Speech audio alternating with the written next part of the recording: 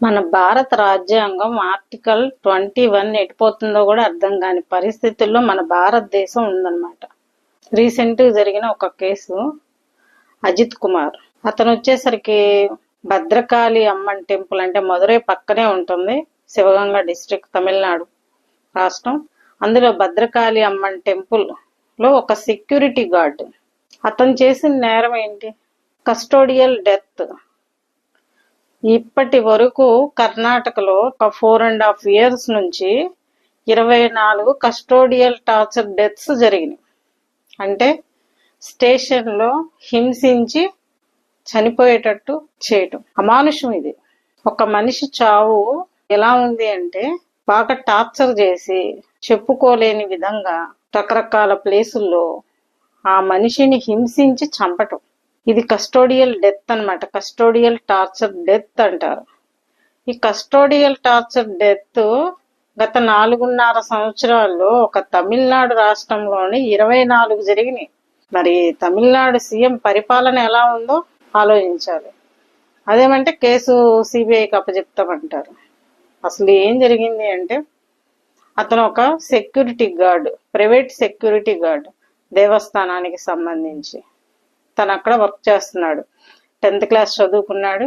దొంగతనం చేశాడని చెప్పేసి అతని మీద ఒక అభియోగం మోపి ఎఫ్ఐఆర్ లేకుండానే కస్టడీలో తీసుకొని అతన్ని టార్చర్ చేసి 44 చోట్ల ఇంజురీస్ అయ్యేటట్టు 18 ప్లేసుల్లో ఘోరాతి ఘోరంగా గాయాలయ్యేటట్టు, చెవి దగ్గర బ్లడ్ క్లాట్ అయ్యి నోట్లో కారం కొట్టి మరీ హింసించి చంపేశారు. ఇది జరిగింది ఎక్కడ అంటే తిరుప్పావరం పోలీస్ స్టేషన్. ఆ పోలీసులు ఎస్ఐ, ఎస్పీలు, స్పెషల్ టీమ్ అంట, మొత్తం 5 members. వీళ్ళందరికి కూడా 192 సెక్షన్ బిఎన్ఎస్ యాక్ట్ ప్రకారం పోలీసుల మీద కూడా చర్యలు తీసుకొని ఆ స్పెషల్ వాళ్ళు ఎవరైతే ఉన్నారో ఎస్ఐ కానీ ఎస్పీ కానీ, ఎస్ఐలు ఎస్పీని వీళ్ళందరినీ కూడా సస్పెండ్ లోకి తీసుకోవడం జరిగింది. అలా జరగటం వల్ల పోయిన ప్రాణం వస్తుందా? లేదు కదా. మానవ హక్కుల ఉల్లంఘనే కదా అది. నేరస్తుడైనా, నేరం అభియోగించబడినా ఎవరికైనా సరే కొన్ని రైట్స్ అనేది మన రాజ్యాంగంలో ఇవ్వడం జరిగింది. ఆర్టికల్ 21 ప్రకారం మానవ హక్కులు, రైట్స్ కూడా వీళ్ళకి అక్యూజ్డ్ అయినా సరే, వీళ్ళు నిజంగా నేరస్తులైనా సరే వీళ్ళకి కొన్ని హక్కులని ఇవ్వటం జరిగింది. ప్రాణాలు తీసే హక్కు ఎవరికి లేదు కదా. అట్లాంటప్పుడు పోలీసులు ఆ రకంగా బిహేవ్ చేయటం ఏంటి? 4.5 years లో 24 డెత్తులేంటి తమిళనాడు రాష్ట్రంలో? మన భారతదేశం ఎటుపోతుంది? అజిత్ కుమార్ అనే అతను సెక్యూరిటీ గార్డ్గా పనిచేస్తున్నాడు. సో అక్కడ దేవుడి దర్శనానికని టెంపుల్కి విజిట్కి వచ్చిన శివగామి అనే పెద్ద ఆవిడ, ఆమె కూతురు నిఖిత అంట, వాళ్ళు ఒక కారులో వచ్చారు. ఆ కారు పార్కింగ్కి కొంచెం పార్కింగ్ చేయమని అజిత్ అనే అతన్ని, సెక్యూరిటీ అతన్ని అడగటం జరిగింది. అతనికి పాపం డ్రైవింగ్ కూడా రాదు. ఏదో పెద్ద ఆవిడ అడిగింది, హెల్ప్ చేద్దాం అని చెప్పేసి అతని ఫ్రెండ్ ప్రవీణ్ని పిలిచాడు. ఆ ప్రవీణ్ వచ్చి ఇతను ఇద్దరు కలిసి ఆ కారు పక్కకు పెట్టి పార్కింగ్ చేసి విత్ ఇన్ 45 minutes వాళ్ళకి దర్శనం కూడా చేయించి తీసుకొచ్చి కారు అప్పచెప్పి పంపించడం జరిగింది. ఆమెకు అప్పటిదాకా గుర్తురాని 8 తులాల బంగారం, 8 తులాల బంగారం అప్పటిదాకా గుర్తు రాలేదంట ఆమెకి.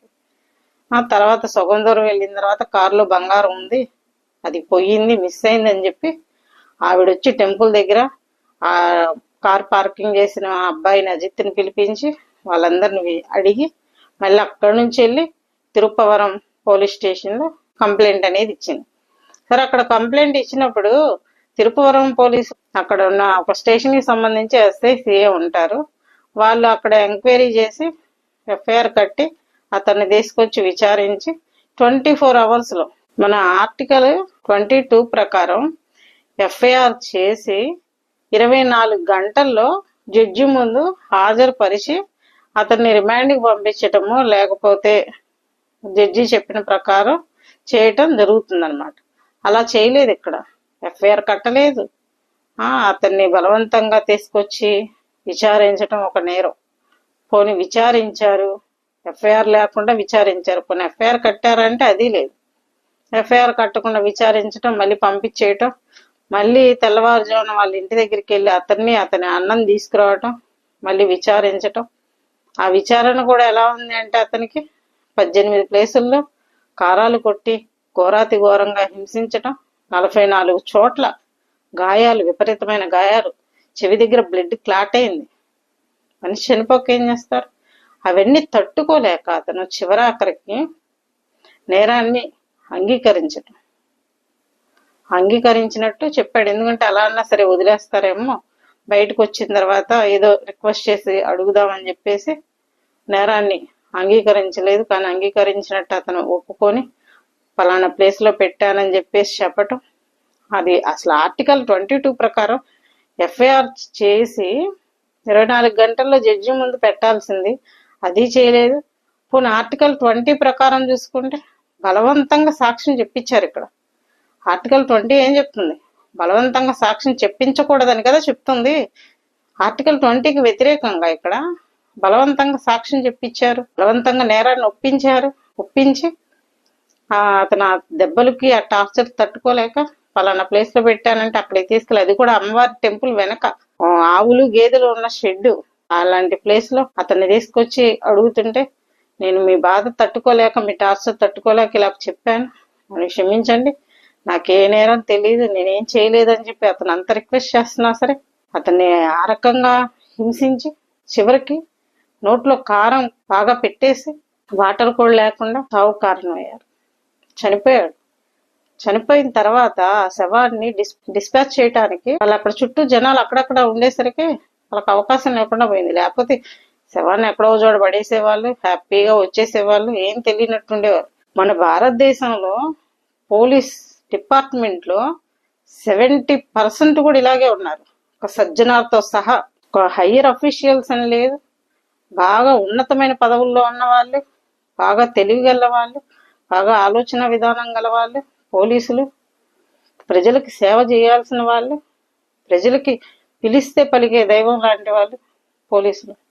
దైవమైనా పిలిస్తే పలుకుతాడో లేదో గాని పోలీసులు అనే వాళ్ళు ఎలా ఉండాలి?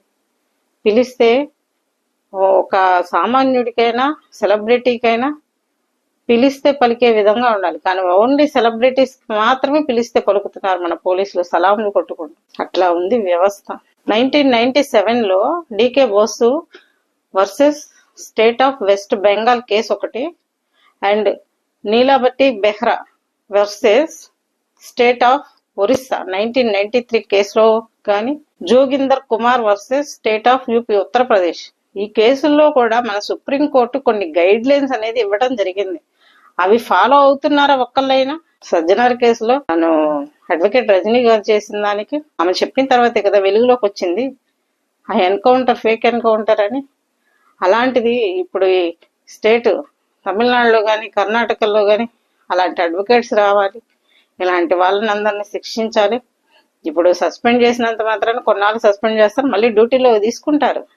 డిపార్ట్మెంట్ వాళ్ళు కదా, గవర్నమెంట్ ఎంప్లాయీస్ కదా, సస్పెండ్లో ఎన్నాళ్ళు ఉంటారు, మళ్ళీ తీసుకుంటారు. మన రాజ్యాంగంలో ఆర్టికల్ 21 మానవ హక్కులు, హ్యూమన్ రైట్స్ ఉన్నాయి, ప్రతి మనిషికి ఉన్నాయి. అది నేరస్తుడైనా, నేరం చేయని వాడైనా, నేరం మోపబడిన వాడైనా, ఎలాంటి మనిషికైనా సగటు ప్రతి మానవునికి కొన్ని హ్యూమన్ రైట్స్ అనేవి ఉన్నాయి. ఈ పోలీసులు బెదిరిస్తున్నారనో భయపెడుతున్నారనో లొంగకుండా ఎదురు తిరిగి నిజాన్ని మాట్లాడండి, నిజాన్ని నిర్భయంగా మాట్లాడి మీకు సపోర్ట్ తీసుకోండి. ఇప్పుడు అదే అజిత్ కుమార్ ప్రాణాన్ని తిరిగి తీసుకొస్తారా? అసలు ఆ 8 తులాల బంగారం ఏమైపోయింది? ఆ కంప్లైంట్ ఇచ్చిన ఆ పెద్దావిడ ఏది? శివగామి, ఆమె కూతురు అనిత ఏది? ఏమైపోయారు? వాళ్ళని ఏం చేయగలిగారు? ఇలా ఉంది మన భారతదేశ వ్యవస్థ. ఎటుపోతుందో కూడా అర్థం కాని పరిస్థితుల్లో బతుకుతున్నారు. సెక్షన్ 192 బిఎన్ఎస్ యాక్ట్ ప్రకారం కేసులు ఎఫ్ఐఆర్లు కట్టి వాళ్ళని సస్పెండ్ చేశారు. ఈ కేసులో న్యాయం అజిత్ కుమార్ వాళ్ళకి అనుగుణంగా జరుగుతుందో లేదో వెయిట్ చేయాలి. ఈ కేసులో ప్రాణాలు పోగొట్టుకున్న అజిత్ కుమార్ ఫ్యామిలీకి నిజంగా న్యాయం జరుగుతుందా లేదా అనేది ఎదురు చూద్దాం.